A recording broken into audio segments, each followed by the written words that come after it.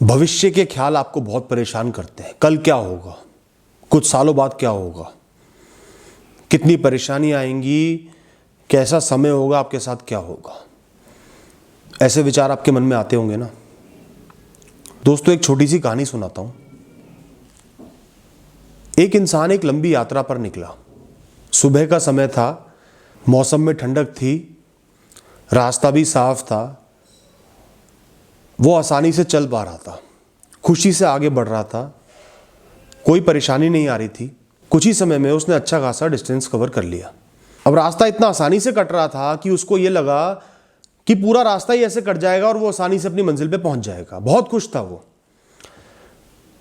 लेकिन धीरे धीरे मौसम बदला, धूप सर पे आ गई, गर्मी बढ़ गई, टूटे फूटे रास्ते आ गए।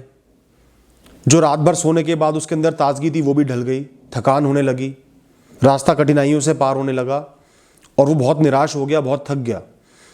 कुछ देर चलने के बाद, परेशान होने के बाद वो ये सोचने लगा कि आगे का रास्ता भी ऐसा ही खराब बीतेगा, ऐसी ही परेशानी आएंगी और टूटा फूटा रास्ता होगा और गर्मी होगी।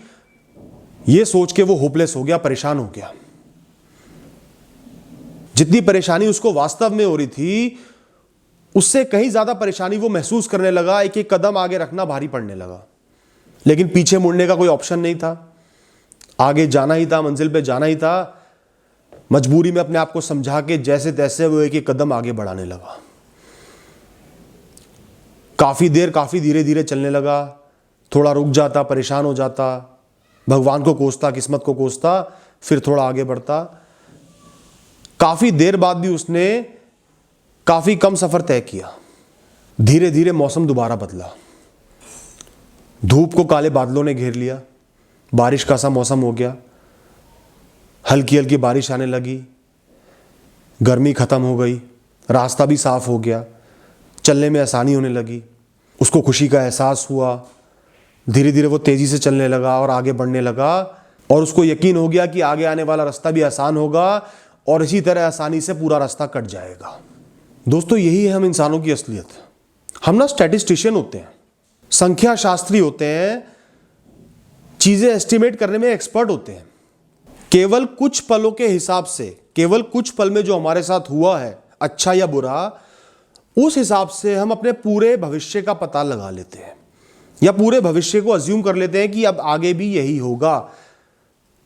अच्छा रास्ता जा रहा है तो आगे भी अच्छा ही जाना चाहिए, खराब रास्ता है तो आगे भी खराब रास्ता ही होगा।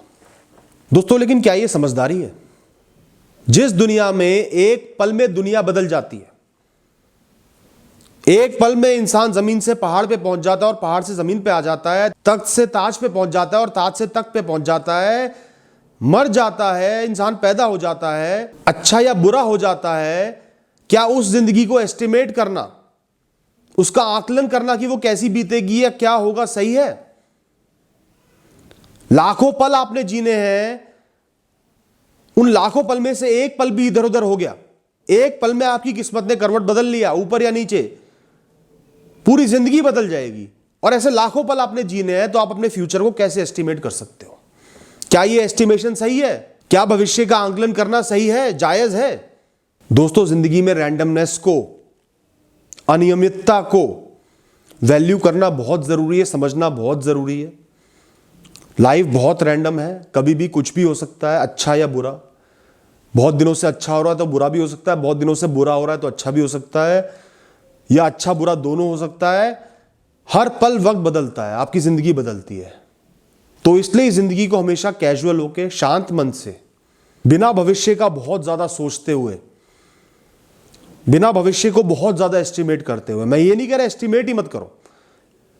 कोई परेशानी हो रही है तो उसका हल निकालो। आपको लग रहा है कि कुछ बुरा हो सकता है, उसका हल निकालो, लेकिन उसमें इतना मत खो जाओ कि आप कुछ कर ही ना पाओ, सिर्फ स्ट्रेस में आ जाओ, कोई एक्शन ही ना ले पाओ, सिर्फ परेशान रहो, डिप्रेशन में आ जाओ। अगर 99 बार बुरा हुआ है तो कोई जरूरी नहीं है कि अगली एक बार भी बुरा ही होगा, अगली एक बार भी अच्छा हो सकता है।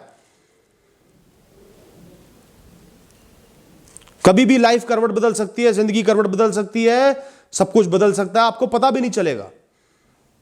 आप सोचोगे ये तो हो ही नहीं सकता और वो हो जाएगा, और कारण भी अपने आप पैदा हो जाएंगे। तो टेंशन लेना छोड़ दो दोस्तों, दिमाग को हल्का करो, शांत भाव से अपने कर्म करते रहो, जो अच्छा हो रहा है वो करो, गलती कर रहे हो तो सीखो, गिरे हो तो सीखो और आगे बढ़ो। हर पल एक नया पल है, हर दिन एक नया जीवन है, नए सिरे से जियो, नए मोटिवेशन से जियो और मेहनत करते रहो। थैंक यू दोस्तों, ऑल द बेस्ट।